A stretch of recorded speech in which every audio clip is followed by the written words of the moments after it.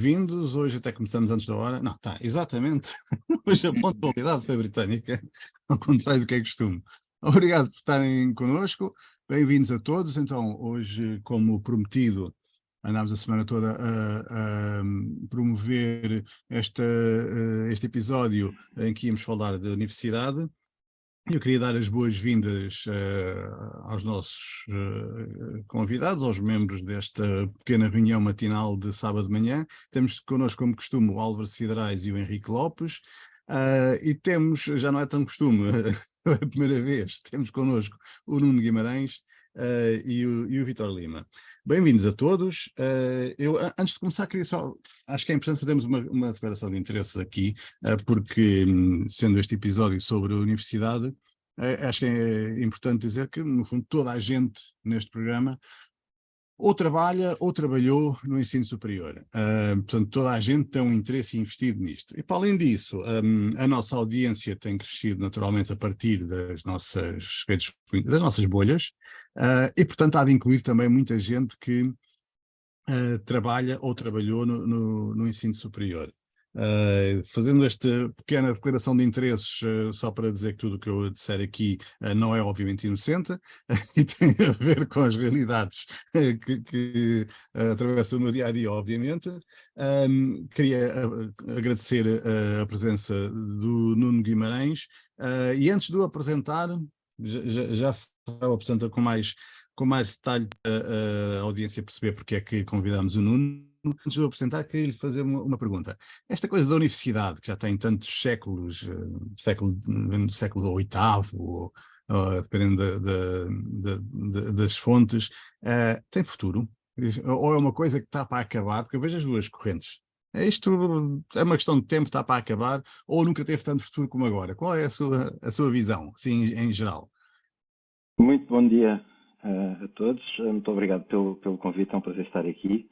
Mais do que estar envolvido, a universidade é um pouco o meu habitat natural. Quando me convidou para esta conversa, reparei que eu entrei para a universidade aos 18 anos e nunca mais lá saí. Já passaram 40 e tal. E continuo a acreditar nisto. Obviamente que, como digo, tenho um viés de perspectiva, mas acho que a universidade é cada vez mais necessário. Talvez não tão necessário como já foi, o que nos coloca aqui umas tarefas um pouco difíceis. Podemos falar com certeza ao longo desta conversa, aquela função de preparação técnica, a função de formação científica e de criação de profissões, é algo que obviamente está desafiada pela sociedade comunicacional em que nós vivemos e pelas possibilidades multifacetadas de aprendizagem, mas, pelo contrário, a formação do espírito, eu acho que é um papel essencial da universidade, porque nós cada vez mais temos dificuldade em formar o espírito das pessoas, não é? E as características da universidade acho que nos dão razão para a manter e para a defender também. Tem muito mais exigência. Já não basta estar na universidade quando se está lá dentro, não é? Estar na universidade como se estava antes. Eu tenho assim umas metáforas da universidade mais simples, mas já falaremos daqui adiante. Já levantou aí uma série de assuntos que já davam para vários dias de discussão, mas deixem-me só então dizer que o Nuno, ele próprio acabou de dizer, tem toda uma vida passada na universidade. O Nuno é doutor em Engenharia Eletrotécnica e de Computadores pelo Técnico, Instituto Superior Técnico, Universidade de Lisboa, portanto, sejamos formais, né? Atualmente é professor catedrático no ISCTE, mas já foi presidente da Faculdade de Ciências da Universidade de Lisboa, uma das casas mais conceituadas da Universidade Portuguesa. Já foi, para além disso, tem uma experiência internacional também relevante, foi professor convidado na TU, que não sei o que é, mas em Berlim, uma universidade alemã. É a Universidade Técnica. Universidade Técnica, ok. Também foi professor associado no Técnico, no Instituto Superior Técnico. Também conheceu um dos outros lados da universidade, o lado da investigação, e foi investigador tanto em termos nacionais no INESC, como internacionalmente na AT&T Bell Labs, E foi visiting scholar num instituto na Índia. Como é que isto se lê? Gandhinagar? É o IIT de Gandhinagar, Indian Institute of Technology Gandhinagar, com quem Hum. tenho uma relação desde há alguns anos muito interessante. E depois, para além disso, teve também a loucura de fazer empresas e de cofundar empresas, presumo eu, a partir desta atividade, coisa que ainda por cima repetiu, não, não ficou contente à primeira e criou várias empresas, foi cofundador da UNET PT, com a PT, não é? Da Portugal, EUNET Portugal. UNET Portugal, da 4VDO, não conheço, Sim, e não, já desapareceu. da ON TV. Bom, é membro sénior da Association for Computing Machinery e tem uma longa lista de publicações, como seria de esperado, de toda esta atividade. Bem-vindo. Obrigado por ter este bocadinho para falar connosco. Mas então, deixe-me voltar à mesma questão. Ainda faz sentido dizermos a um adolescente a melhor coisa que vocês têm a fazer com o início da vossa vida de adulto é passar uns anos na universidade? Isto é um modelo que ainda faz sentido? Eu creio que sim.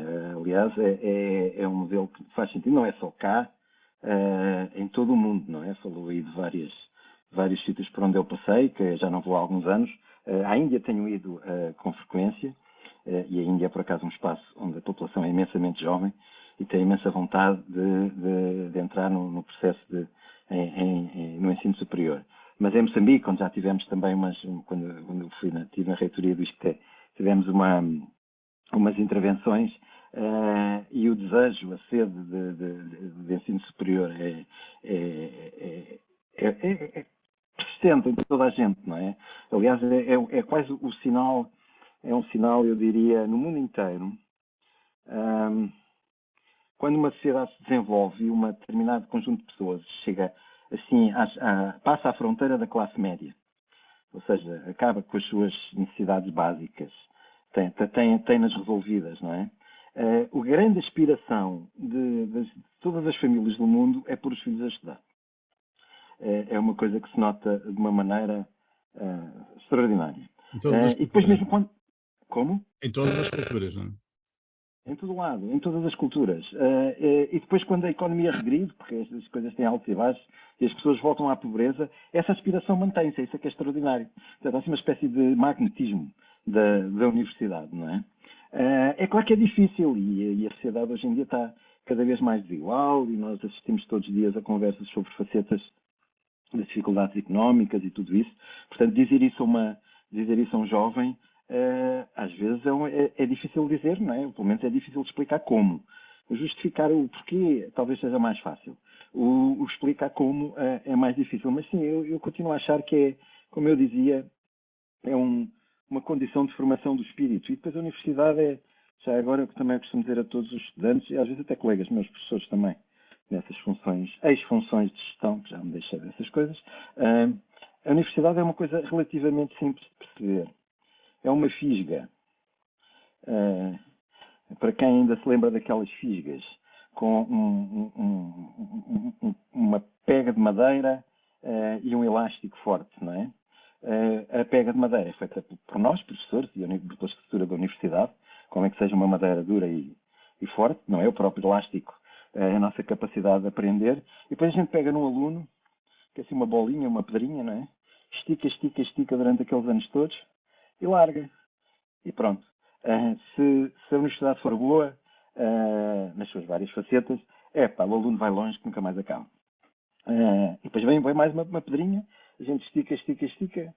Depois é preciso ter a madeira boa, não é? Tem que ser dura e rija, não pode ser a estrutura universitária, as pessoas não podem ser uma coisita assim de madeira fraca, o elástico também é fundamental, não é? E é uma fisga, é simplesmente uma fisga. Bem, em Portugal, essa fisga mostra, estive à procura de números para este episódio, essa fisga mostra resultados em Portugal. Uma coisa que me surpreendeu, né, nestes dados que eu recolhi, eu estava à espera que isso acontecesse, os licenciados ganham mais, neste caso o dobro, do que os trabalhadores têm apenas o terceiro ciclo em Portugal. Mas o que me surpreendeu é que essa diferença não se tem reduzido mesmo com a massificação do ensino superior, se calhar massificação é um termo exagerado, porque ainda estamos longe, mas mesmo com o crescimento do número de licenciados, da oferta, portanto, essa diferença entre os vencimentos do licenciado e dos trabalhadores com o terceiro ciclo não tem reduzido. Só acrescentar que, por outro lado, os jovens com mestrado ganham em Portugal, isto são números da Pordata, ganham em Portugal mais 22% que os licenciados, e que os doutorados ganham mais 950 euros que os licenciados. Portanto, essa fisga em Portugal, presumo que não só em Portugal, tem consequências económicas. Mas é só por isso que as pessoas vão para a universidade. É só para ganhar mais, é para aprender uma profissão. A minha percepção é um pouco essa que o Fernando mencionou. Há um ganho líquido na formação. Já agora, só para dar uma ideia, quando eu entrei para o técnico em 1978, 79, na realidade centramos em 79, porque 78 não houve aulas. Foi ótimo, porque naquela idade tivemos mais 3 meses de férias, não me esqueço, não é? Mas em 78, 79, tanto quanto eu fui registando ao longo dos anos, quem entrava para a universidade era 5% da minha geração. Portanto, 1 em 20, para simplificar. No técnico, então, isso tornava as coisas muito simples, porque cada um de nós era o melhor aluno da turma. As turmas normalmente tinham 20, entravam 1 em 20, e, enfim, fazendo estas contas, estas médias baratas, mas genericamente cada um de nós era o melhor aluno da turma. Tinha uma vantagem ótima para os professores, que eles não precisavam de ensinar, porque a gente aprendia tudo. Não é? Quer dizer, quer o professor ensinasse, quer o professor não ensinasse, a gente tinha que aprender aquilo, portanto. E depois se criou aquela cultura voluntarista do técnico. Hoje em dia, os números são muito maiores, não é? E, portanto, como também são muito maiores, os impactos têm que ser vistos numa escala um pouco mais macroscópica. E com números muito maiores nós temos, até porque nós em Portugal também temos muito aquela tendência para falar de casos. Normalmente aquelas frases começam, eu até sei de uma pessoa que, não é? Pronto, está tudo estragado, não é? Isto acontece mesmo a nível universitário. Sim, porque eu conheço uma amiga minha que tirou o curso e não tem emprego, ou conheço a filha de um amigo meu que não sei o quê. E como são muitos casos, não é? Porque o ensino se massificou, nós temos casos para explicar os defeitos de tudo e mais alguma coisa. Também das qualidades, mas normalmente gostamos mais, às vezes, de explicar os defeitos. Mas, de qualquer maneira, há um ganho líquido. E isso é bom, porque se não houvesse, então tínhamos um problema sério. Não é tão grande, porque esse ganho reflete naturalmente a sofisticação da nossa economia, não é? Quer dizer, e a universidade não tem que resolver esse problema, não pode, não consegue, não é? Por isso, quando estava a mencionar até a progressão das diferenças de ganhos dentro de um doutorado, ela é relativamente menor, porque realmente a nossa economia não sabe o que é que há de fazer com os doutorados, não é? A verdade é essa. Deixa-me dizer que eu não consegui perceber, na Pordata, eu estive à procura nas fichas técnicas, eu não consegui perceber se eles nestes números incluem os que emigraram ou se incluem só os que ficaram em Portugal. Não consegui perceber e eu penso que isso deve fazer uma diferença substancial. Mas deixa-me ainda acrescentar que há aí uma tendência clara, porque se em 78 era 1 em cada 20, em 82, quando eu entrei, era 1 em cada 10. E penso que se tem claro. progredido. Mas Reduzido continuamos muito. longe Nós temos que ter mais dos de países metade, nórdicos, por exemplo. Sim, mais de metade deve entrar para a universidade. Muito Nesta mais altura de deve ser metade. mais Não metade. todos. Uhum. Eu até seria apologista de todos, não é? Normalmente quando digo isto é um escândalo, não é? Não quer dizer que façam depois que todos os trabalhos tenham que ser de nível clássico, não é? Mas tem que passar por lá. Até porque eu queria dizer que, no fundo, o ganho, depois os ganhos são os intangíveis, não é? E independentemente disto depois nem certas, isto é estatística, portanto há pessoas que não têm não recebem esse benefício por andar na universidade. Mas o que eu digo sempre é que ganham liberdade de escolha. E a liberdade de escolha é um valor, aliás, isto é sobre bem-estar e felicidade, é talvez aquele valor que nos aqui, não é? Não é só o bem-estar material. A liberdade de escolha é uma coisa extraordinária. Às vezes custa, não é? Que provoca ansiedade, não é? Quer dizer, aliás, podíamos agora estar aqui outra sessão toda a falar sobre o problema das castas na Índia, que é um que eu lido muito quando lá vou, não é? Que são uma garantia de bem-estar a priori, não é? Você não se preocupe, porque já sabe o que é que vai fazer e, portanto, a ansiedade existencial desaparece. Mas no nosso mundo mais individualista, no nosso mundo ocidental mais individualista, a criação de oportunidades e a liberdade de escolha, que não, muitas vezes não é tanto quanto as pessoas queriam, evidentemente, mas eu penso que um estudante universitário tem um pouco mais de consciência de liberdade de escolha. E isso pode ser um fator que eu acredito que seja de bem-estar para quem por lá passa. Portanto, não é só uma questão material. E depois, se a pessoa tiver, enfim, às vezes também a sorte de ter as condições materiais que lhe permitem fruir daqueles anos, é uma experiência que não se nega a ninguém. Nesse aspecto, acho que é uma mudança grande no ensino superior. Agora falando da minha experiência, em 2006, com a ação do Tratado de Bolonha, há uma mudança drástica no ensino superior, porque quando o Nuno entrou na universidade, ou eu, era um curso de 5 anos, e o primeiro, e parte, pelo menos, do segundo, eram muito preenchidos com aquilo que nós chamávamos as cadeiras, vamos dizer, de cultura geral, mas não, o termo tornou-se um bocadinho depreciativo, mas eram cadeiras de preparação para a vida, não eram propriamente de preparação técnica, naquela área, em economia no meu caso, em engenharia no seu.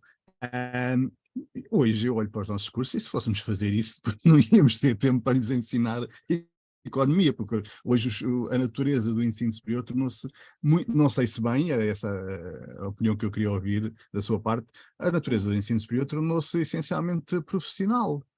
Ensinamos a fazer coisas. Já não ensina, acho eu que já não se ensina tanto a viver digamos que outro, se eu posso ser elitista com outro nível, isto é um bocado elitista da minha parte, acredito, mas hoje ensinamos essencialmente as pessoas a fazer trabalhos. Trabalhamos para as empresas. Acompanhem esta minha opinião. Não, por acaso não. Ótimo. Para criar aqui alguma divisão. Aliás, é pouco. Eu estava até na Faculdade de Ciências como presidente da faculdade, quando tivemos que fazer a transição para Bolonha. E, portanto, tive que pensar muito nisso. Obviamente, construí a minha própria teoria, que não sei se está certa ou errada, mas é aquela pela qual eu me vou movimentando. E eu acho que faz sentido. Se quer que lhe diga. Faz sentido porque um curso de 5 anos, isto até vem da minha aprendizagem das telecomunicações, que agora não vou aqui explicar, mas um curso de 5 anos é feito para um mundo que só muda de 10 em 10. Há um teorema, chama-se um teorema da amostragem, que é o número de amostras que nós temos que tirar de um sinal, tem que ser o dobro da maior frequência de variação do sinal. Pronto, isto não interessa agora, quem quiser encontrar, vai ver o teorema da amostragem. Mas isto basicamente dá a ideia, quando nós temos um curso de 5, estamos a pressupor que o mundo não muda, senão de 10 em 10 anos. Ok? E depois, quando o mundo muda, a gente começa a formar na nova. Imagina a tecnologia das telecomunicações e dos telemóveis, não é? Que começaram e cresceram disparatadamente num prazo de 5 anos. Portanto, numa sociedade complexa, nós não podemos ter cursos muito quadrados e muito compridos. É como tentar meter certas peças dentro de uma gaveta, não é? Para ocupar o espaço da gaveta, temos que ter peças mais pequeninas, porque elas não são todas iguais. E, portanto, esta segmentação de 3 mais 2 é quase como ter uma bicicleta com 2 rodinhas, para quem anda de bicicleta, está a ver? Ter uma para andar devagar, que são os primeiros ciclos, e uma segunda para andar depressa, que são as movimentações da sociedade. Isso eu acho que é uma resposta que faz sentido. Depois, há uma outra, que da experiência que eu tenho com os alunos, isto permite uma coisa muito, pelo menos é a minha convicção, permite, em muitos cursos, a conciliação entre o amor e o interesse. Okay? Que não é fácil na vida, não é? Ou seja, as pessoas vão tirar um curso, muitas vezes por amor. E depois descobrem que a economia não dá, a sociedade não dá respostas a emprego nenhumas e ficam com aquele curso na mão. Pronto. É um amor solitário e pobrezinho. Outros vão ter por interesse, às vezes porque têm 18 anos, não é? Os alunos são muito novos. Eu vejo isso todos os dias, não é? Professor, eu quero tirar matemática. Pai, eu quero tirar matemática. Não é? E o pai diz, filho, está calado, vai mas é tirar a engenharia que também tem muita matemática e isso dá emprego. não é? A mesma coisa, eu posso confidenciar que hoje em dia eu faço, desde há 2 anos, faço umas cadeiras isoladas na Faculdade de Direito, não é? Na licenciatura pura e dura. E também vejo muitos colegas meus, que não são meus filhos ou netos, quase, que na realidade eles gostavam de ter ido para a filosofia. Mas com certeza que lá em casa os pais disseram, filho, vai para Direito, também estudas filosofia lá e sempre tens um emprego.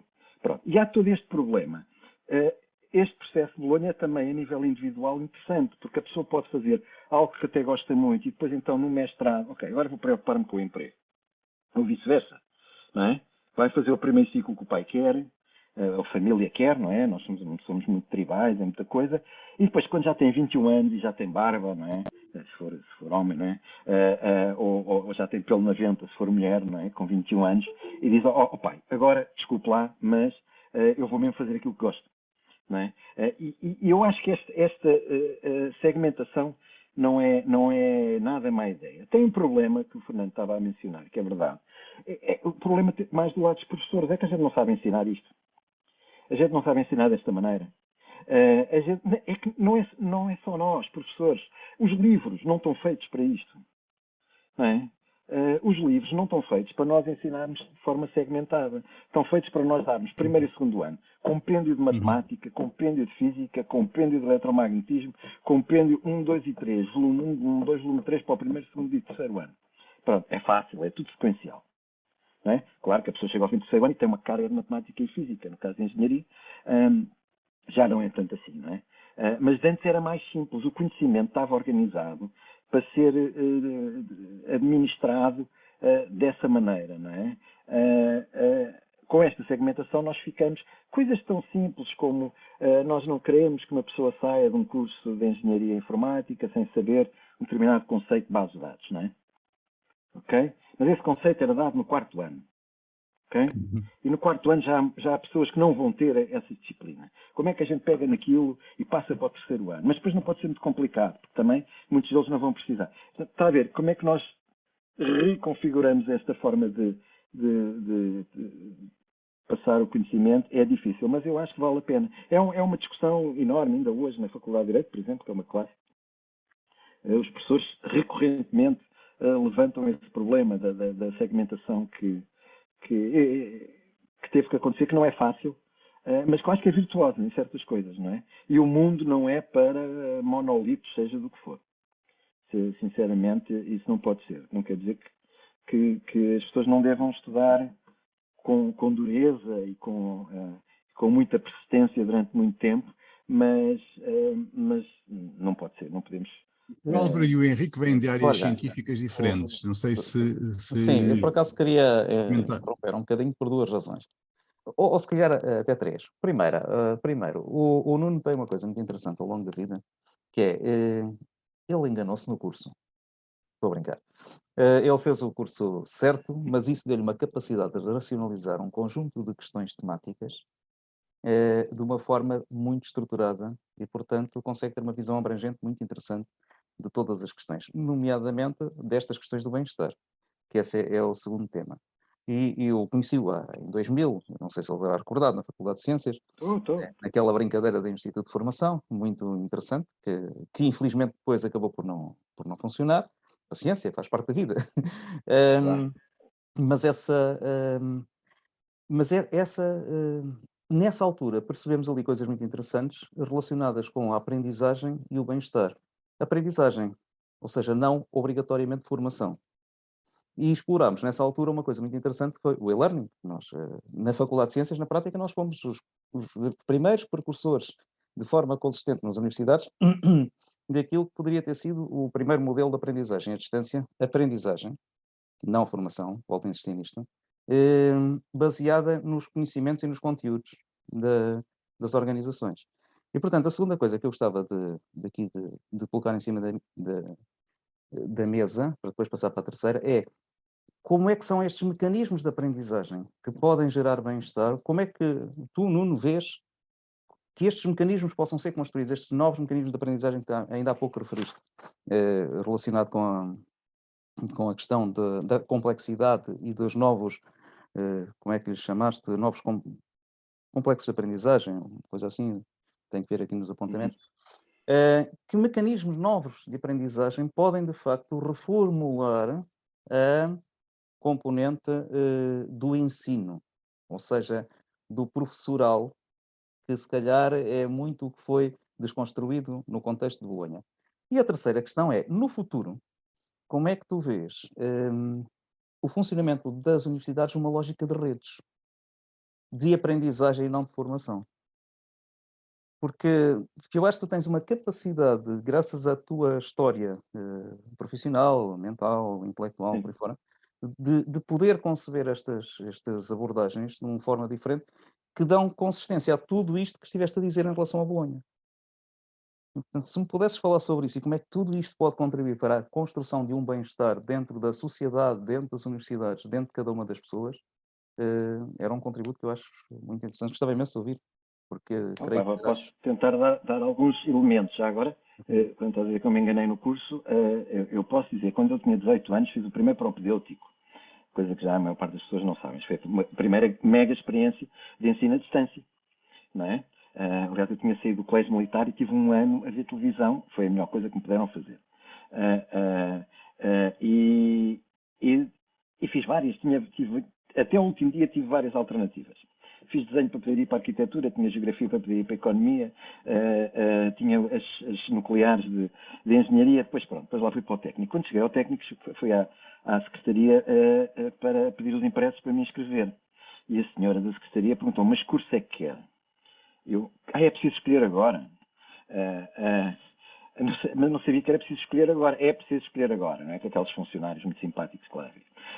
Então, pronto, dê-me esses amarelos, faz favor. Isso é o quê? Engenharia eletrotécnica. Está bem, pronto, ok. E assim foi. Portanto, a vida não é propriamente uma coisa muito determinística, não é? Em certas coisas. A questão da aprendizagem e do ensino é o seguinte. Eu acho, estou só aqui a juntar pecinhas que eu acho que se podem pôr dentro desse círculo. Nós ainda não temos muita respeito pela ideia de centrar a universidade no aluno. Okay? A universidade é centrada no professor e pronto. Não é? Há casos mais no professor com P grande, não é? E no senhor professor doutor. Okay? O caso do técnico é que no senhor professor doutor engenheiro, que ainda é mais comprido. E, portanto, toda a estrutura curricular e de conhecimento é baseada. Isso vamos para a medicina, vamos para direito, então, aquilo são escolas de doutrina, não é? Sem desvalorizar esse conhecimento. Os nossos currículos continuam quadradíssimos, é uma coisa insuportável. Eu acho, em 30 se forem 3 anos, ou 40 se forem 4 anos, que é o caso de direito, ou 50 se forem os 3 mais 2, não é? As opções dos alunos cá são para aí 2 ou 3 cadeiras. É uma coisa absolutamente, devia ser proibido. Proibido, não é? Pronto, mas tem depois ali umas opções, que é só para dizer que o curso tem muitas chamadas optativas, não é? Uhum. Que é para dizer que tem que lá estar, porque a 3ES vai lá, e entre os quais eu de vez em quando, e diz que aquilo é muito quadrado, e eles dizem, pois é verdade, a gente na próxima muda e não muda nada. Portanto, os cursos, essa noção não tem. E depois, ainda por cima, acho que há mas isso é já uma opinião pessoal. Eu uma vez tive uma grande discussão, que eu não quero, digamos, contextualizar muito especificamente aqui, sobre cursos mais à solta e cursos mais a sério. E nós temos que arranjar uma solução, principalmente, vamos lá ver, principalmente na altura da formação inicial, que é uma formação dos 18 aos 22 anos, não é? Que é aquela formação em que os alunos entram adolescentes e saem adultos, não é? E aí eu penso que a formação deve ser o mais eclética possível, porque eles podem aprender imenso. Têm uma capacidade de trabalho inacreditável, quando devidamente, se calhar, forçados a isso. Não é? E eu vejo agora, não é? Na minha última experiência curiosa é ser aluno na Faculdade de Direito e estar no grupo de WhatsApp dos alunos, não é? Isto dava para vários programas, não é? E tenho uma admiração enorme pela capacidade de trabalho e pela entreajuda e por tudo isso que eles têm. Agora, o curso também tem que ser duro E na linha do que eu dizia, posso dizer que uma vez mencionei isso com o João Lobo Antunes, que era presidente do Conselho Científico de Medicina, quando eu estava em Ciências. Um curso tem que transformar o cérebro das pessoas. Ok? Eu acho que nós hoje em dia podíamos fazer uma experiência, que é fazer uma ressonância magnética funcional aos alunos à entrada e outra à saída. E ver o que é que aconteceu. Porque tem que acontecer alguma coisa.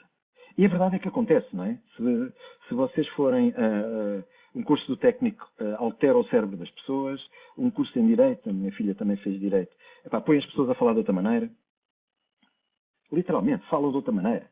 Dizem não obstante ao jantar, que é uma coisa bizarra, não é? Ninguém cá em casa diz não obstante ao jantar, ou presumem coisas, não é? Sobre o que é que vão comer ao almoço, não é? Eles falam de maneira diferente. Portanto, há um efeito que eu acho que hoje em dia é observável, há tecnologia para isso, há um efeito cerebral e neurológico numa formação superior.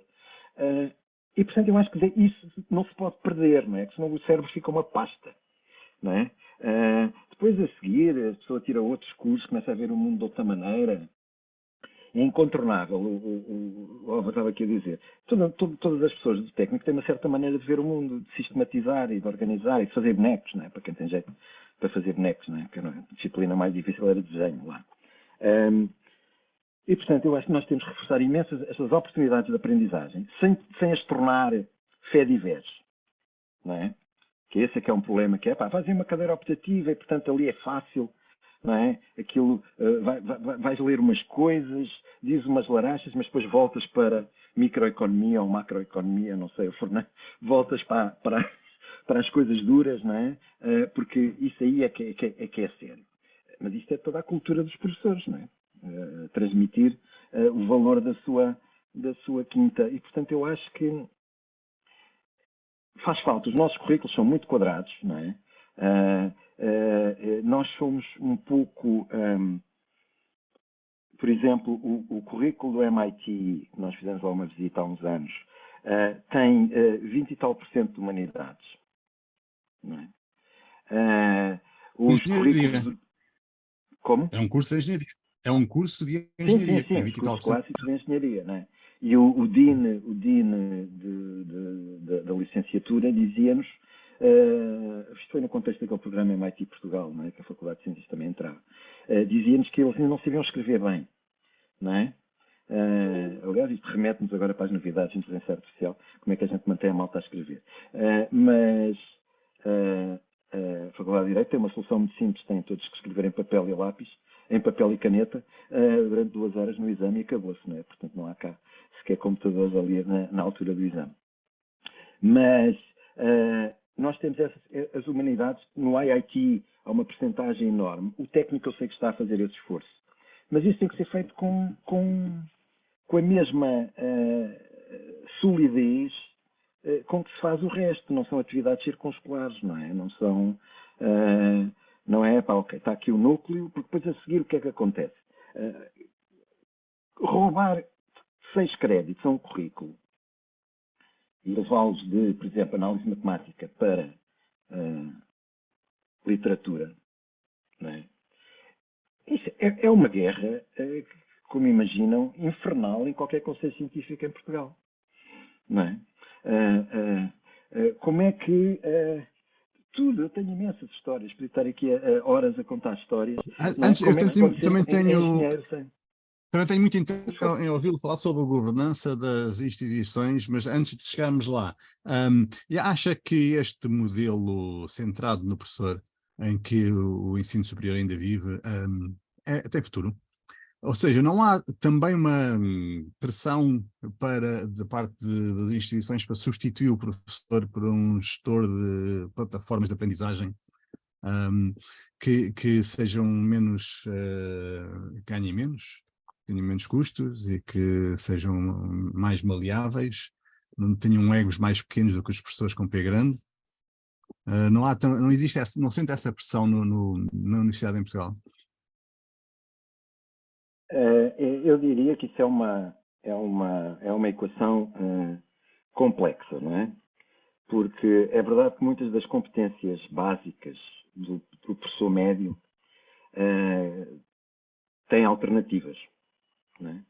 Tem alternativas de transmissão de conhecimento, de acesso a conhecimento e mesmo de capacidade dos estudantes de aprenderem coisas, não é? O meu filho, por acaso fez engenharia informática, mas diz-me, aprende-se tudo no YouTube. E é verdade, eu até já aprendi a esfolar coelhos no YouTube, não é? Sou um citadino.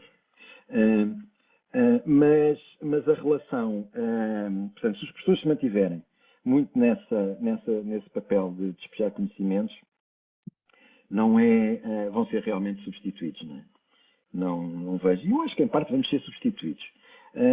Mas é preciso sofisticar, é um desafio que se coloca à universidade, é sofisticar a relação do professor com os alunos, não gastar tanto tempo com coisas básicas. Eu sinto que hoje em dia, depois da experiência do Covid, não é? Nós, então em Portugal temos aquela, eu acho que temos uma psicologia muito curiosa, não é?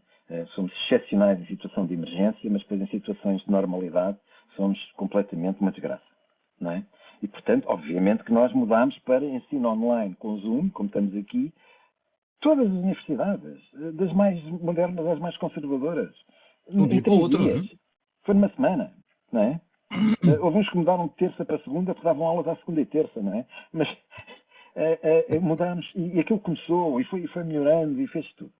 Acabou a pandemia, arrumámos a maquineta e voltou tudo ao normal. O que é um desperdício, quer dizer, não é? E voltaram aqueles horários e as presenças nas aulas e toda a gente a picar o ponto. Mesmo com greve da CP, não é? Sim, mesmo com greve. Não, mas depois há sempre a desculpa. Né? O professor, desculpa que eu esteja atrasado. Há greve hoje. Pois é, estou uma chatice. Não? Portanto, a gente conforma-se com a realidade. E, portanto, temos esse problema. Eu acho que isso é uma pena, porque nós podíamos estar a otimizar muito mais a nossa modalidade de ensino. Depois há a questão da estrutura das universidades, mas é mais a estrutura administrativa e burocrática. Mas antes de chegarmos aí, deixe-me dar este exemplo da minha própria atividade. Hoje em dia já há instrumentos que foram desenvolvidos nesta área do empreendedorismo, que eu dou mais aulas, que eu, em vez de estar a usar a minha profunda eloquência para explicar aos alunos com toda a minha arte como é que aquilo se faz, eu uso os vídeos que os autores dessas ferramentas fizeram. Eles fizeram vídeos com meios que eu nunca vou ter. E são eles os autores daquilo. E, portanto, eu passo os vídeos e depois ajudo os alunos a fazer exercícios de aplicação. E depois chego ao fim e fico a pensar, mas isto é trabalho de professor? Isto podia ter sido feito ali pela senhora que está a fazer a limpeza? No fundo, mas depois, por outro lado, fico a pensar, mas isto liberta-me para fazer outro trabalho mais cuidado com eles, que a senhora da limpeza não faria, provavelmente, se calhar fazia, que é de tentar perceber, enquanto eles fazem os exercícios, quais são as dificuldades individuais de cada um, portanto permite-me customizar um bocadinho, conhecer melhor cada aluno. Isto ainda é o trabalho do professor com P grande, de que falava há bocadinho, ou estamos realmente num momento de mudança? Não, então deixe-me ser assim escandaloso, e para, não sei se alguém me vai insultar, que é o seguinte, eu por acaso, um ano antes da pandemia, naquelas distribuições de serviços de centro, acabei por ficar ali no ISCTE a dar uma disciplina chamada Algoritmos e Estruturas de Dados, que é uma disciplina de programação, primeiro ano, ou primeiro semestre, segundo ano, uma coisa assim. É um clássico em todos os cursos de engenharia informática. Não é? E eu aí pensei, eu não vou dar o curso por mim, eu vou pegar aqui num curso que está online, num MOOC de Princeton, feito pelo professor de Princeton, não é? Que é um guru daquilo, aliás, um tipo que eu admirava, tinha comprado o primeiro livro há 30 anos, e que tinha as aulas todas em vídeo, e os exercícios, e os slides, e os trabalhos, e tudo e mais alguma coisa. Vou pegar nisto e vou fazer isto na matéria, quer dizer, é como aquela ideia peregrina que muitas pessoas têm. Eu percebo, porque quando se tem que fazer a gravação tem que escrever um livro. Mas não interessa, não é? Quer dizer, em cada matéria há 5 ou 6 bíblias universais, não é? E só por milagre é que nós conseguimos fazer melhor que eles. Às vezes nem mesmo por milagre conseguimos fazer melhor que eles. E, portanto, eu peguei nisso. Quando a pandemia começou, por acaso tive a vida imensamente facilitada, porque já tinha os vídeos, já tinha os slides, já tinha tudo. E o que é que fica então para... portanto, aqui há uma... Isto é também um elogio à preguiça. Ok? Mas é uma preguiça que funciona, portanto não sei porque é que nós não havemos de elogiar e de praticar. Depois, se alguém pode questionar. Aliás, eu tive um aluno, uma avaliação, que fez o maior elogio, curioso, não é? Os alunos fazem aqueles inquéritos no fim do semestre, e um dos alunos disse, não percebo porque é que o ISCTE paga o salário a este professor, porque eu aprendi tudo com o americano. E eu fiquei, depois daquele choque inicial, fiquei altamente satisfeito, porque na realidade a ideia era essa, era que ele fosse capaz de aprender sozinho com o americano, e se tivesse dúvidas, e se quisesse ouvir histórias, não é? Que, no fundo, o que é que era o meu papel naquela disciplina? Era, de vez em quando, contar histórias, não é? Contar histórias, fazer analogias que não aparecem, aquele aluno que não percebe aquele algoritmo da ordenação, não sei o quê, de um vetor, uma coisa qualquer. Epá, como é que a gente vai explicar aquilo de outra maneira? Temos que nos virar da cabeça e contamos umas histórias, viramos do avesso. E era essa a função. Porque as matérias clássicas, olha, dos 3 primeiros anos de um curso superior do primeiro ciclo, são standard e estão super bem apresentadas aí pelo mundo fora. Não vale a pena reinventar essa roda. Em certas áreas não, quer dizer, se quisermos falar de teoria da doutrina do professor, sei lá, olha, Marcelo Rebelo de Sousa, não é? Em direito administrativo, essa não está e tem que ser dada da maneira que era, não é? E pronto. Nuno, deixa-me separar uma coisa que eu acho que nós não estamos aqui a fazer uma separação do papel dentro do papel da universidade. A universidade não serve só para ensinar. Tem pelo menos 3 grandes áreas, diria eu, e tem mais depois. Mas pronto, mas 3 grandes áreas depois integram as outras. Ou seja, tem a componente da investigação científica, que é crucialíssima, porque produz novo conhecimento, novas soluções e por aí fora. E também, nós só produzimos investigação científica quando estamos em conjunto num determinado grupo, e com um determinado foco, e numa rede cada vez mais global de partilha de informação, de experiências e por aí fora. Tem uma outra componente, que é a sistematização da informação, que muitas vezes depois nós acabamos por transportar como consultoria para vários contextos, mas mais uma vez os grupos, as equipas de consultoria, de integração de conhecimento, de sistematização de conhecimento têm importância relevante, e depois temos sim este papel do mediador, do professor mediador, que eu acho que é mais isto, e cada vez mais, aliás em 2000 nós começámos a perceber isso de forma muito clara, já se percebia antes, mas com a brincadeira do e-learning ainda percebemos mais isso, quer dizer, nós a certa altura somos mediadores, como as máquinas também são mediadoras.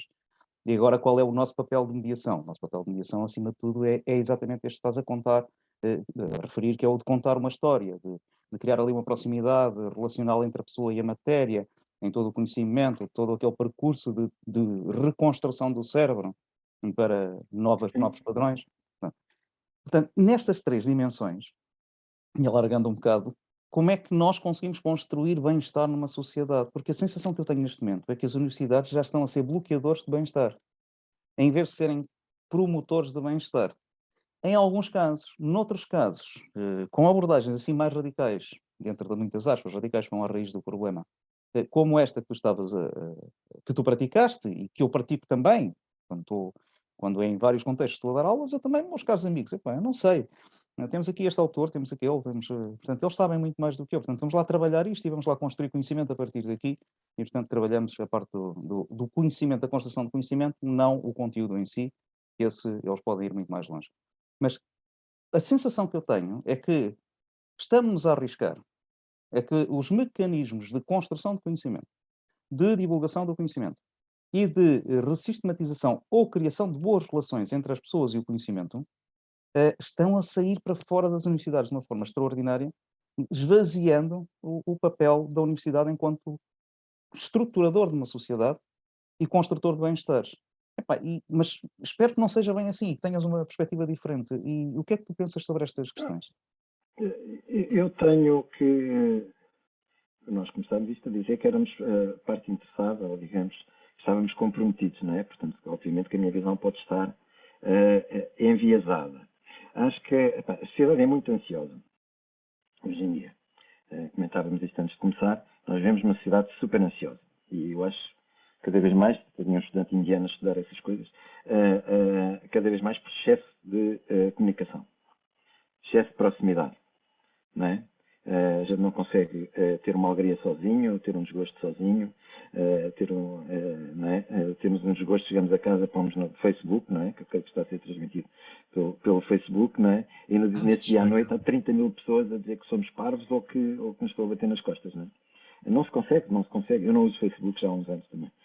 Mas A sociedade é muito ansiosa e tem muitas solicitações, há muito excesso comunicacional. É verdade que muitos dos elementos, das partes elementares, estão disponíveis cá fora, não é? Fora da universidade, fora de um processo bastante estruturado, que a universidade, pelo menos, devia ter. Mas, às vezes, também deixa essa ansiedade a entrar lá dentro. Mas não tenho grandes... A única analogia que eu tenho é a seguinte. Houve uma altura que eu me pus a aprender alemão e depois aí o Fernando me ensinou e fiz um estágio na Alemanha, quando ainda estava no técnico. E a verdade é que eles me diziam, às vezes também contactava lá com pessoas que tinham emigrado para lá há uma data de anos, não é? E os meus colegas diziam que eu falava melhor, faltavam umas palavritas, mas falava melhor do que as pessoas que tinham lá estado 20 anos a falar alemão, se desenrascavam, obviamente, muito melhor que eu, não é? No dia a dia. Mas isso é um sinal de que uma aprendizagem, uma imersão estruturada para aprender uma linguagem é fundamental. Se quiserem ser malandros, a gente vê, agora não temos visto muito, mas há sempre uns exemplos do personagem, alguns numa aldeia, lá atrás, não é? Que é apanhado, que é um falso médico. Okay? Nunca tirou medicina. Não é? No entanto, há 20 anos a exercer medicina naquela aldeia. Tratou, em média, com eficácia a maior parte das pessoas, porque tem um bocado de bom senso, e fala como um médico, usa a bata como um médico, tem um estetoscópio como um médico, parece um médico, é um médico, porque andou 5 anos em medicina, não fez cadeira nenhuma, tipo a Santana, não é? Não fez cadeira, mas incorporou a linguagem, não é? E eu acho que isso dá coerência aos nossos personagens pela vida fora. Não é? Depois, ainda por cima, se tiver feito as cadeiras, se tiver aprendido, obviamente é o melhor, não é? Mas a universidade tem essa função de socialização. A gente sai de lá a ser qualquer coisa. Mas, Nuno, os conteúdos podem aprender em todo lado, mas não é nada. Eu creio que o Álvaro estava também a referir-se, no fundo, a um modelo alternativo que é cada vez mais proposto hoje em dia, das pessoas, em vez de gastarem 3 anos da sua juventude numa universidade e depois irem para o mercado de trabalho, irem, mas é logo para o mercado de trabalho, ou então irem dar uma volta ao mundo e a seguir irem para o mercado de trabalho, e depois, quando precisarem de aprender alguma coisa, aprender na hora, com as tais ofertas que existem fora da universidade. E, obviamente que isso não é a mesma coisa, não poderia ser, mas eu gostava de pedir ao Vítor, que tem estado aqui calado, para partilhar connosco a experiência que ele tem tido com conceito, embora em contexto de ensino universitário, mas tem tido essa experiência com um modelo de aprendizagem, com modelos de aprendizagem muito menos centrados no professor, certo? Certo? Eu começo por dizer que é meu estar aqui convosco e que não tem nada a ver o meu currículo com o currículo de qualquer um de vocês. Eu sou um bocado aquele médico que foi há bocado referido. Ou seja, sou alguém que só estou no ensino, mas verdadeiramente a minha vida foi sempre feita na prática e eu tenho cuidado de sempre dizer que não sou professor, dou aulas, por uma razão simples, porque eu levo a minha experiência prática, faço algum esforço, mas não sou um professor, o professor é bem mais do que aquilo que eu sou. E exatamente por ter este sentido prático das coisas, eu próprio sigo modelos mais arrojados, ou seja, não vou muito atrás daquilo que é o tradicional. Concretamente aqui no que diz respeito ao ensino e como eu o pratico, e aliás é quase sempre, desde o princípio, tenho alguns 30 anos a dar aulas, mas verdadeiramente desde quase o princípio utilizei esta prática. As metodologias têm nome, não é? Uma delas é o Project Oriented Learning, portanto o ensino orientado a projetos, e a outra mais recente, enfim, eu não sei se sou o precursor, se não sou o precursor, porque na verdade já vi que aqui foi, pelo menos a inteligência artificial reconhece, e se ela reconhece é porque com certeza se em algum lado estará, que é o Inbound Learning, a metodologia de Inbound Learning. E eu passo a explicar muito rapidamente, porque eu tenho 3 ou 4 minutos para falar, e portanto para não largar muito. Project Oriented, no fundo, é um ensino orientado a projeto, ou seja, começa-se por projeto e tem uma vantagem, que em vez do ensino ser compartimentado em silos de conhecimento, ele é multidisciplinar. Ou seja, verdadeiramente eu avanço e vou dar um exemplo. Eu, por exemplo, pratico isto no MBA em marketing digital. Cada aluno, no início, a primeira coisa que faz é pensar num projeto. Qual é o projeto que o aluno quer fazer? Pessoal. E toda a matéria, todo o que é dado é orientado àquele projeto e ele vai executar de acordo com aquele projeto. A matéria vai aparecendo à medida que as necessidades de desenvolvimento do projeto aparecem. Vantagens e desvantagens, a vantagem é que a pessoa percebe o todo, rapidamente, entende, sai a perceber como é que as coisas são feitas. E muitas vezes, quando o ensino é dado eu diria, em silos, a pessoa pode chegar ao fim, e isso acontece muitas vezes enquanto empregador, também em empresa, também tenho muito, já lancei não sei quantas empresas, e, enfim, fez parte sempre do meu perfil também esse tipo de... Quando as pessoas me apareciam, muitas vezes com licenciaturas e com formação superior, verdadeiramente elas coisas elementares não sabiam fazer, não estavam à vontade. E especialmente, isto é importante, especialmente em empresas pequenas, onde o one-man show é importante, ou seja, é o fulano que resolve tudo, não sabe apenas um pormenor, não é? Tem noção do todo. Portanto, esta metodologia do Project Oriented está documentada, basicamente todas as duas apelam à aprendizagem ativa, ou seja, põem o aluno mais no centro, a segunda, o inbound mais no centro ainda, mas esta já põe no centro, e digamos que tem outra vantagem que é ataca problemas reais. Vantagem ou desvantagem? Porque aqui referiu-se, e no meu entender bem, que o papel do professor no futuro provavelmente terá que ir mais para as coisas não para estimular a criatividade, o pensamento e não sei o quê, se calhar é fugir muito mais dos problemas reais, mas isso digamos, não é assunto para mim, é assunto para outros, de algum modo, pensar e desenvolver. No caso do inbound learning, que eu digo que, não sei se sou professor, se não sou, o termo não conhecia na altura, lancei por uma razão simples, por marketing, e eu estou na área do marketing também, um marketing com o aparecimento das tecnologias de informação, com a digitalização, criou uma nova área que é o inbound marketing.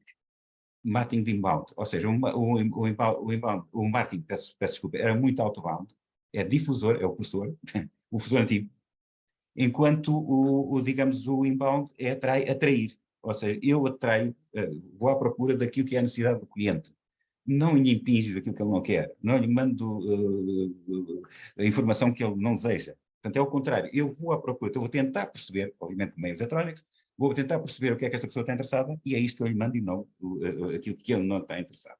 E se ele está interessado, eu vou mandando cada vez mais informação mais profunda, porque é este o interesse da pessoa. Claro que isto, o marketing tem a ver com a venda, não é? Aqui terá a ver com transformar a pessoa numa, digamos, num excelente profissional. O inbound marketing, o inbound learning, peço desculpa, apela a duas coisas, ou três. À independência do aluno, precisa de uma plataforma. Porquê? Porque o professor não tem capacidade para estar a ver e agora em cada um dos casos e a qualquer momento. Aponta para a independência do aluno na procura do conhecimento, que obviamente tem que estar, e os professores podem e devem, aqui o papel do professor nunca está ainda, para mim continua válido e se calhar ainda mais válido, que é selecionar exatamente aquilo que o aluno deve ver e qual o grau de profundidade. É um aluno abstrato, ou seja, eu começo a preencher estes conteúdos todos, porque eu sei que algum aluno vai aqui chegar, não sei qual em particular, mas algum há de chegar, quando começar a aprofundar, vai chegar a este ponto. Isto digamos, algo mais complexo que existe e, digamos, eu próprio classifiquei e sei que alguns vão aqui chegar, qual em particular, não sei, mas depois posso acompanhar isso tudo. Pronto. Outra coisa é a personalização, ou seja, isto pode ser um para um, claramente, o aluno vai à procura do seu conhecimento, pode enverdar, por exemplo, nesses cursos, como estávamos aqui a falar nas optativas, tudo pode ser optativo, pode até haver toda a flexibilidade do mundo e dizer o curso é um conjunto de 40 ou 50 valências, em que quando fizer 20 ou 30, tem uma equivalência. Vítor, mas o papel do professor sendo aí diferente, mas é mesmo necessário que isso funcione numa universidade? ou Pronto, uma empresa funciona igual? Ou seja, qual é o papel da universidade aqui? Pronto, a minha opinião, continuo a Por dizer. acaso, era interessante ouvir não só a perspectiva do Vítor, como a do Nuno. Sim, exatamente. Não, mais do E Nuno. eventualmente até do Henrique, sim. Até um ano. Sim, eu passo já, mas para ser muito rápido, vou dizer, pronto, em relação, aqui o embarque, como é evidente, vai à procura da vocação, pronto, e esse para mim é um aspecto bastante importante. As pessoas muitas vezes chegam ao ensino superior por as coisas que aqui foram referidas, porque o pai achou que aquele era o curso que ele devia de ir, porque ele gosta de sabe-se lá porquê, porque os amigos deles, o grupo de amigos deles vai para aquela universidade e ele também vai, ou porque eventualmente o número de clausos não lhe permitia para uma e vai para outra e entra naquela porque tem que ir para o ensino superior e o assunto arrumado, e depois criam-se aquelas situações em que não há vocação e aquelas pessoas que a gente diz assim, este fã está aqui a fazer o quê, não é? E aparece muitas vezes falta de bases, porque as universidades, no meu entender, já agora, também não é ser elitista, porque não sou, mas devem-se cada vez mais transformar em centros de alto rendimento, como no desporto, não é? Ou seja, verdadeiramente não é para todos, porque se é para todos, banaliza-se e não só se banaliza. Há bocado estava-se a falar nos empregos, o que é que se arranja, o que é que não se arranja, o que é que os licenciados arranjam mais. Arranjam mais também por uma razão simples. Muitas vezes a seleção das empresas exige licenciatura nisto. Bom, é evidente que a partir daí faz logo um conjunto de pessoas e daí, evidentemente, quando faz isto, faz para profissões digamos, qualificadas. O que é que, e mais remuneradas. Portanto, o que é que eu acho em termos da universidade, e para passar já a bola a quem sabe disso e tem realmente o conhecimento para poder refletir. O professor, se calhar temos que começar a pensar num professor 2.0 ou 3.0, para usar uma terminologia agora que está muito em moda, que é um professor diferente, que não sabe que a inteligência artificial responde a quase todas as questões hoje em dia que se quiserem, e atenção que isto não é chat GPT, já fiz esta intervenção mais que uma vez, chat GPT é apenas um bocadinho da ponta do iceberg, porque existe inteligência artificial para tudo. Se eu quiser fazer um PowerPoint direto, faço de texto para PowerPoint. E se eu fizer tudo, hoje em dia é fazível, eu estou a investigar, entre aspas, investigar aqui também, sou um investigador, entre aspas, estou a analisar um conjunto de produtos de inteligência artificial, já vou em 150 ou 160, tenho de 400 que tenho identificados, e não há nada que não se consiga fazer com a inteligência artificial. Portanto, realmente o professor tem que se adaptar a esta nova realidade e já não é aquela pessoa que leva ao conhecimento e eu é que sei e isto é o que vocês têm que saber. Não, o aluno hoje em dia tem capacidade para fazer. E pode enganar o professor, entre aspas, ou seja, pode usar essas ferramentas e se nós continuamos a ensinar como dissemos até aqui, vai acontecer o que as pessoas chegam ao fim e Então, realmente... deixe-me lá voltar ao Nuno, que é oportuno. Isto não quer dizer que, afinal, o papel do professor se calhar começa a não ser muito importante. Eu pegando naquilo que o Vítor disse, e agora com essa pergunta, também acho que convinha deixar aqui uma noção. Nem todas as universidades são iguais, nem todos os alunos são iguais. Quando eu mencionei, no tempo em que eu entrei, era simples. Um em cada 20 entrava para a universidade, acabou-se. Aliás, eu lembro uma vez o professor Adélia Moreira ter dito que se formavam para aí 150 juristas, ou 80, ou qualquer coisa assim, em Lisboa e Coimbra, que davam para o império todo. Ok? E pronto, a vida era simples, não é? Hoje em dia, a universidade é também uma questão, como eu mencionei, de desenvolvimento do espírito, que aliás é uma condição de bem-estar, já agora para voltar ao tema, e de cidadania. E não é com certeza difícil saber que os cuidados de saúde das pessoas licenciadas, se calhar, são menores do que em certo tipo de segmentos de cuidados de saúde do que noutros, não é? Pessoas mais educadas, eu sei que isto é um positivismo face à educação, as pessoas mais educadas geram uma melhor sociedade. Tendencialmente, às vezes também fazem essa mas, por outro lado, a universidade também tem que formar as elites. Portanto, se nós queremos que todos os jovens sejam cidadãos e tenham o bem-estar que lhes dá o conhecimento, mas não vão ser todos os jovens que vão ser elites, não é? E, portanto, algumas universidades vão ser realmente formadoras de elites, e são, hoje em dia, e tem que haver uma seleção muito difícil, e nesses casos o tipo de abordagem é completamente diferente. Eu penso, casos agora com o que eu lido mais recentemente do IIT na Índia. O IIT na Índia, quem entra para os IITs, é 1% dos candidatos. Candidatam-se todos os anos não sei quantos milhões e entram menos de 1%. No ano passado eram 0,7%. Não é? E o que é que acontece? Que são alunos normais, eu tenho lá ido e tenho dado aulas por aqui, por Zoom, etc. São alunos normais, com a diferença é que o dia deles tem 48 horas. Eles fazem exatamente o mesmo que os outros alunos, só que o dia deles tem 48 horas, portanto fazem o dobro. Mas em cada disciplina fazem o mesmo. E às vezes até também também faltam às aulas, imaginem, não é? E tentam otimizar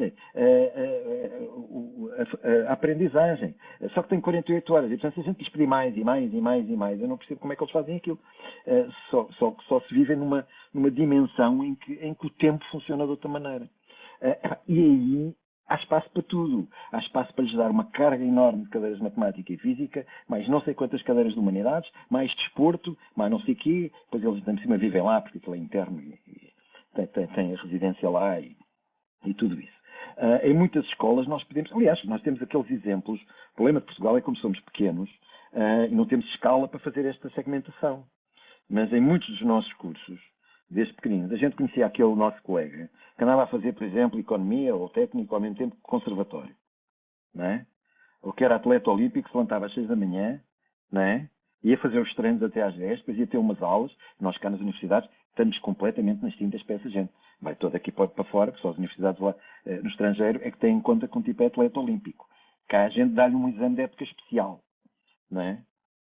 Cá, se o aluno for atleta olímpico, tem direito a fazer um exame numa data diferente dos outros. Mas o currículo é igual. E, portanto, nós temos também que ser capazes. Isso é um problema, agora, o recíproco dos Bolonhas e desses processos todos.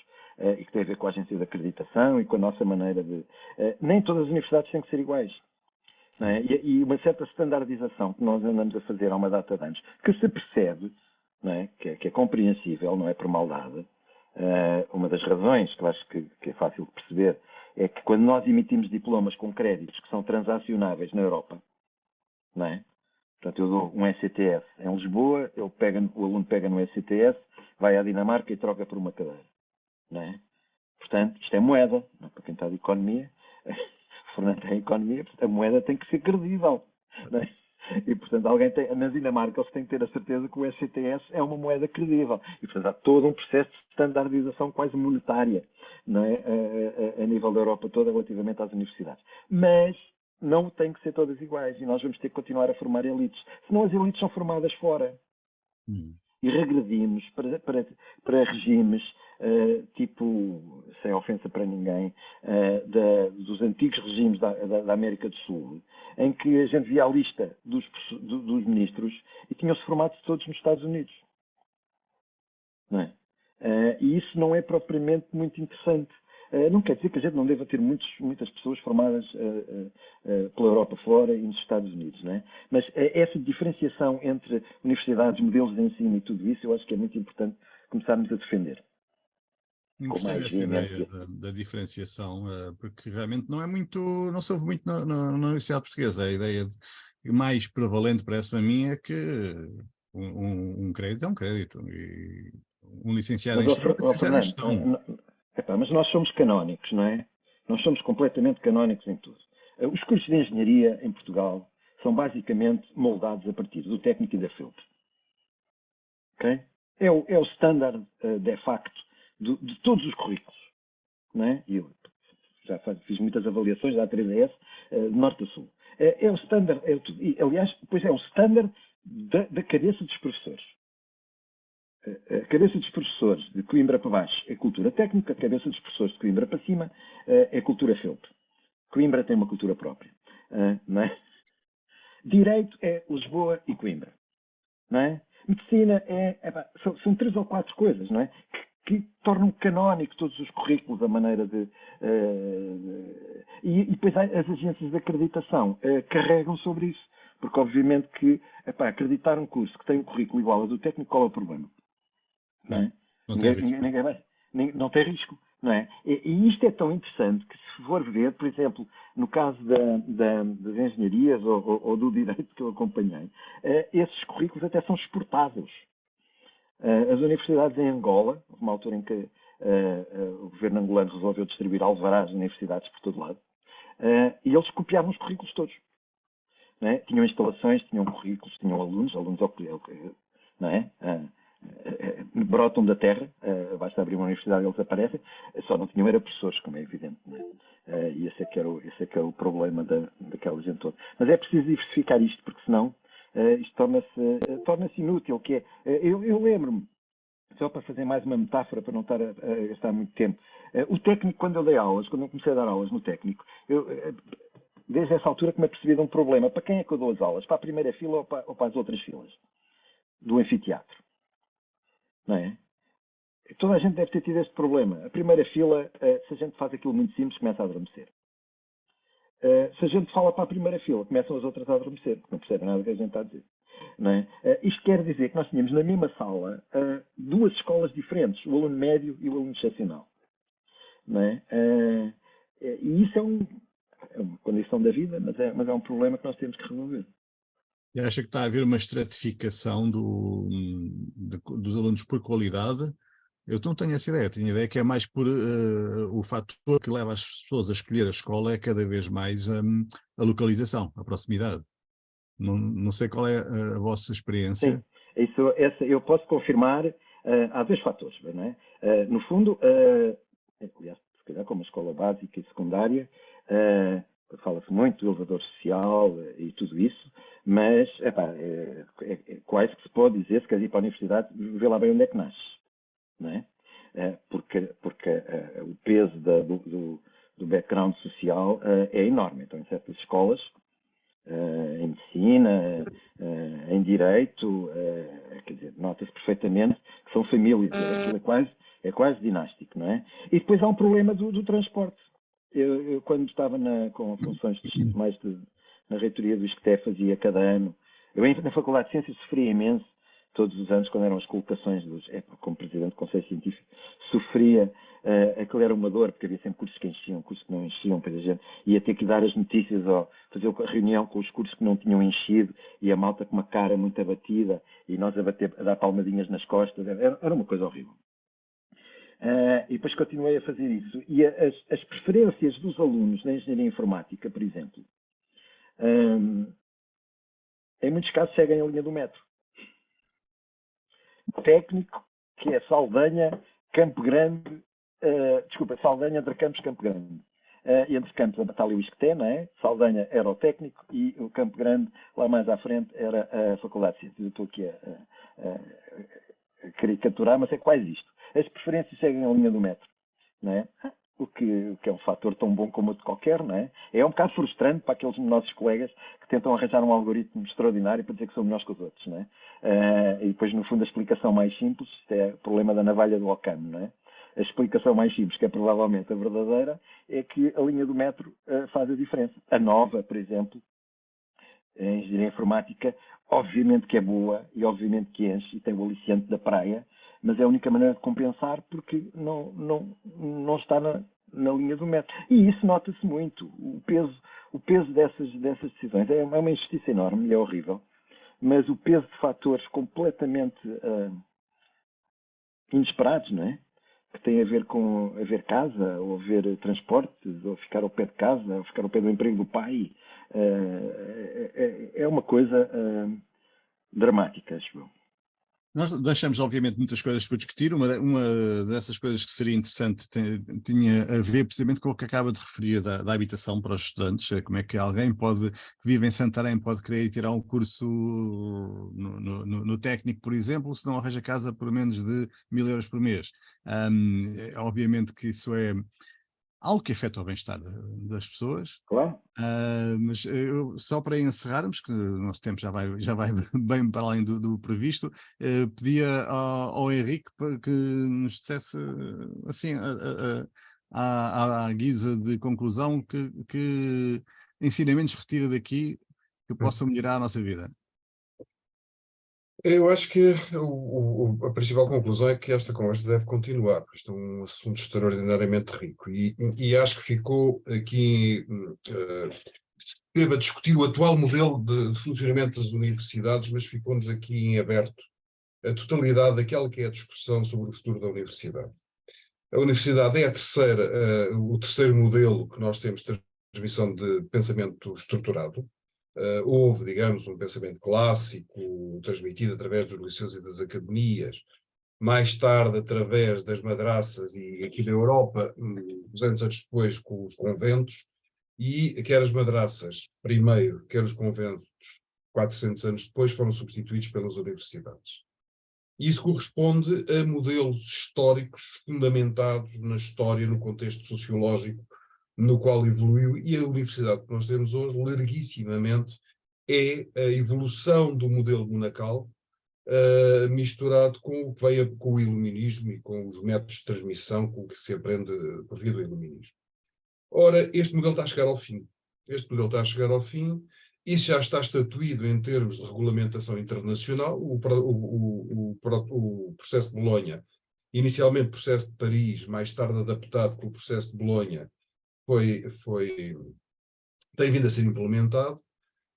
Eu sempre tive alguma resistência ao processo de Bolonha e para mim foi um momento importantíssimo, diria, do meu pensamento sobre pedagogia, quando tive a oportunidade de ter uma conversa longa com o Claude Alegre, o pai do processo de Bolonha, sobre o que é o processo de Bolonha e ver que aquilo que eu achava estranho, o próprio pai do processo de Bolonha também discorda de alguma da forma como ele está a ser apresentado, e a partir de 2006, como é sabido, com a aprovação do Graal, e a partir de 2017, com a aprovação do Confint e a Midterm Review, o sistema de transmissão de conhecimentos na sociedade humana planetária passou a ser tripartido, não é?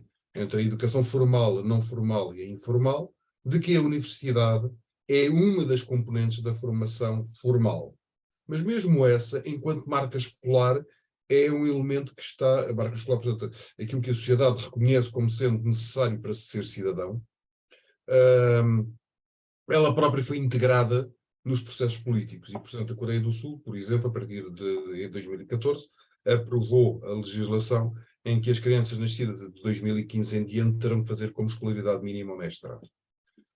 E, portanto, tal como no passado houve a quarta classe, aqui designadamente em Portugal, infelizmente prolongada ad náusea, não é que as pessoas não pudessem estudar muito mais, era aquilo que se esperava que as pessoas fizessem antes de trabalhar.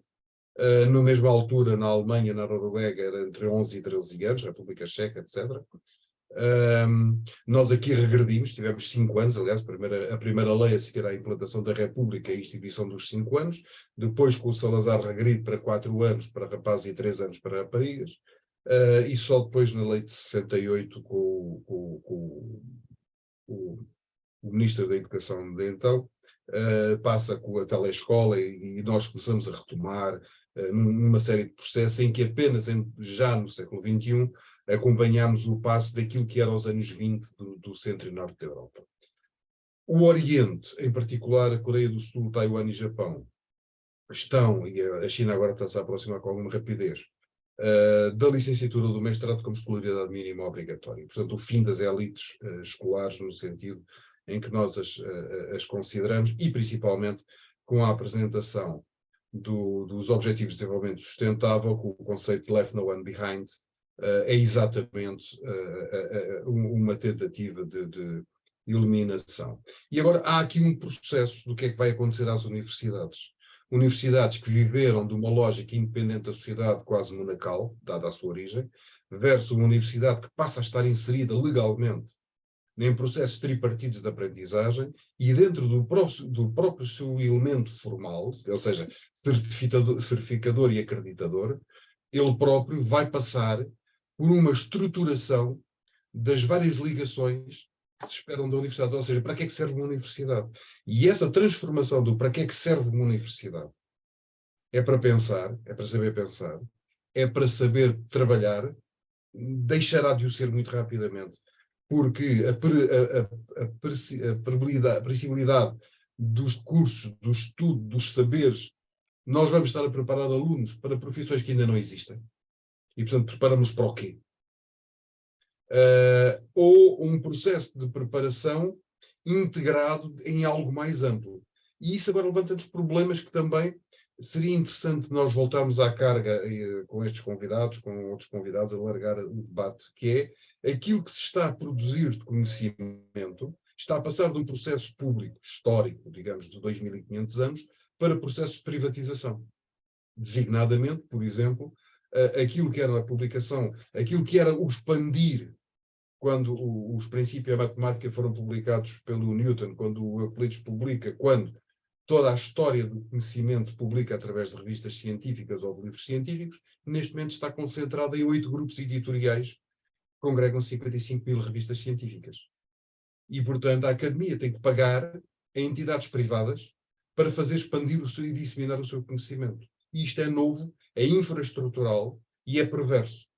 Perverso no sentido em que as margens operacionais da edição científica é dos negócios na história da economia com maiores margens de lucro líquido. E, portanto, nós estamos a viver um momento muito rico de transição Os universitária. negócios legais, que deixem de Além das predatórias, como é evidente. Eu tenho que recordar que a semana passada, a bandeira do grupo MDPI, não é? Passou de um impact factor de 6,58 para 0 e considerada predatória. Portanto, nós estamos nesta década de 20 deste século a viver um momento de transição infraestrutural da universidade, que nós compreendemos de uma maneira diversa o que é a universidade e as relações da universidade com os agentes económicos, com os agentes políticos, com aquilo que se espera da cidadania, ou as universidades serão substituídas da mesma forma que foram substituídos os liceus e as academias antes, da mesma forma que foram substituídos os conventos e as madraças mais tarde, e a universidade, tal como nós a concebemos hoje, será substituída, ou evoluir, ou será substituída no espaço, digamos, de uma geração. E neste momento já há estruturas a investir brutalmente na Ásia, não é investir brutalmente na Ásia. Mesmo nos Estados Unidos, a Pearson está a investir 400 milhões. A Pearson, a editora, está a investir 400 milhões em processo de captação das universidades. A Microsoft está a fazê-lo, a Amazon está a fazê-lo. E, portanto, qual é o espaço e a capacidade mesmo operativa de aqui por 20 anos não existirem marcas conjuntas? Por exemplo, uma das hipóteses que se coloca é haver uma marca Apple MIT. Ou haver uma marca Microsoft Harvard.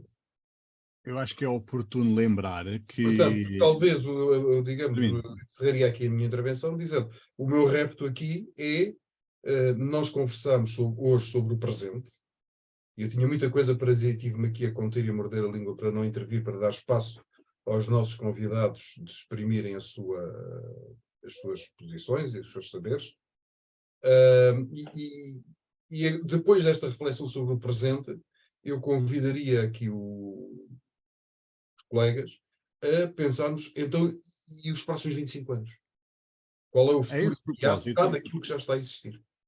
Eu gostava de vos perguntar se vocês acompanharam o desafio que foi feito em 2016 pelo Sr. Peter Thiel, que todos devem conhecer, um dos bilionários de maior sucesso no lançamento de empresas ligadas às redes sociais, o PayPal, o Facebook, etc. Lançou em 2016 esse desafio. Jovens, deixem lá isso, não vão nada estudar. Venham fazer comigo criação e lançamento de uma startup. Em 2016, acompanharam isso? Conhecem o resultado? Não acompanhei. Completamente substituir o ensino superior. E a condição era tem que drop out, tem que desistir da universidade onde estiverem. Não sei se acompanharam. Sabem qual foi o resultado? Eu também não, porque ninguém publicou. E isso fica em aberto, porque eu acho que se houvesse um sucesso já estaria público e notório, não é? Digo eu, mas isso sou eu que sou mal feitio. Queria agradecer a todos. Nuno, quer concluir com alguma observação? Não, eu quero agradecer aqui esta hora de conversa. Quero só dar o meu testemunho que a universidade é um sítio extraordinário para se estar. Acho que acima de tudo a mim pelo menos, não é? Esta é só a minha experiência, mantém-me incrivelmente jovem, não é? Há 40 e tal anos que eu sou, convivo todos os dias com pessoas de 20 anos, não é? Que é uma coisa extraordinária, não é? São jovens, são bem dispostos, são bonitos, não são ricos, mas acham que vão ser. E, portanto, é um ambiente normalmente positivo, não é? Com muita ansiedade, com muito disparate, não é? Porque também é a altura em que as pessoas têm a obrigação de dizer coisas sem sentido, não é? Mas é um sítio que realmente garante o bem-estar das pessoas. Com aquelas dificuldades de quem vai a correr, como eu dizia, ou fazer uma escalada, e se pergunta a meio do caminho, mas para que é que eu me fui meter nisto, não é?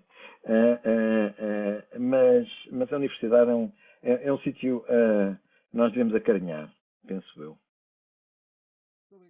Bom dia, José Alberto Pereira. Bom dia. Aqui para falar de Tudo bem? universidades hoje, Uhum. não sei como mais. Ok, vamos a isso. Diz-me uma coisa, também concordas comigo que a era dos professores já passou? E Não, que não isso concordo. é uma espécie em vias de extinção? Não, de modo nenhum. Acho que há um papel, fundamental. Além disso, acho que nós andamos a esquecer um bocado aquele que é o papel do professor como educador, como mentor, como lançador de ideias, de pistas, de inovação para a pesquisa e para o desenvolvimento intelectual e de raciocínio dos seus alunos. Temos que ver que quando Ulisses partiu para Troia, o seu filho ficou entregue, se calhar à primeira grande tipificação de professor que nós temos, que era um senhor chamado mentor, e vem daí a palavra mentoria, ficou encarregue da sua educação. E, portanto,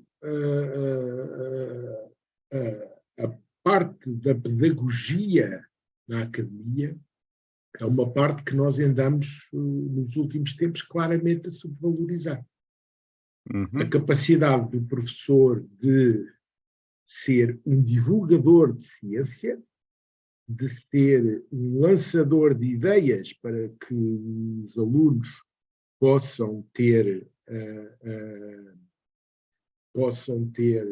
novas formas de pensar, novas ideias sobre o mundo, sobre as sociedades, sobre a sua área de conhecimentos, é uma área que, pelos vistos, a maioria das escolas, ao nível daquilo que é globalmente conhecido como academia, se preocupa cada vez menos, pautando a avaliação de carreiras, a avaliação de currículos, pelo número de artigos que um professor escreve, pelos planos de investigação que um professor tem, sendo que essa investigação tem que ter como corolário, mais uma vez, esse número de artigos.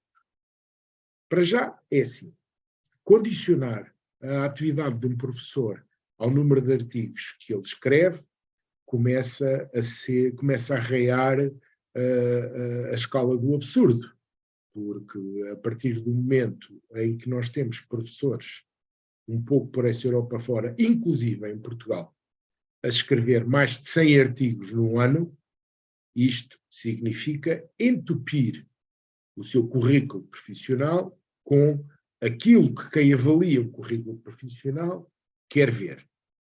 Escrevem mais de 100 artigos ou dão um nome para mais de 100 artigos por ano? Pois, eu não sei, porque normalmente quando algum nome aparece como autor de um artigo, eu parto do princípio que ele ou escreve, ou co-escreve, ou investiga em torno desse artigo. Se dá o nome, estamos muito mal, porque se dá o nome quer dizer que tem alguma coisa que na escrita, por exemplo, no romance, noutros capítulos da escrita, é conhecido como ghostwriter. E um ghostwriter é alguém que escreve para que outra pessoa assine o livro, ou assine a obra, qualquer seja o tipo dele, e para mim isso, em princípio, acho que é eticamente reprovável, porque quem escreve é quem deve assinar. Então deixa-me colocar outra provocação. Tu achas que os professores contribuem para a nossa felicidade? Para o nosso bem-estar? Eu acho, na medida em que um professor seja um mentor, como era o senhor mentor, que era o professor do filho do Ulisses. Ou seja, a felicidade que um professor gera é na medida que induz a aprendizagem, que induz a aquisição de um conhecimento e a sua operacionalização por parte de quem o ouve. Escrever artigos só para ter um índice de artigos no seu currículo, sendo que muitas vezes as pessoas nem os leiam, é como hoje em dia um ator ou um entertainer que é classificado pelo número de visualizações ou pelo número de seguidores que tem nas redes sociais. Sem as pessoas se preocuparem, desculpa, deixa-me só acabar.